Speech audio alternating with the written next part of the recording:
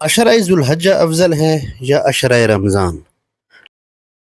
شیخ الاسلام ابن تیمیہ رحمۃ اللہ علیہ سے سوال کیا گیا کہ عشرہ ذو الحجہ افضل ہے یا رمضان المبارک کا آخری عشرہ؟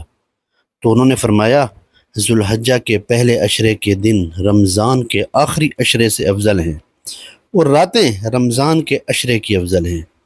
اس پر حافظ ابن قیم رحمۃ اللہ علیہ فرماتے ہیں اگر کوئی سمجھدار فاضل اس جواب پر غور کرے گا تو اسے کافی و شافی پائے گا، کیونکہ جتنا کوئی نیک عمل اللہ تعالیٰ کو ان 10 دنوں میں پسند ہے اتنا کسی دن میں پسند نہیں۔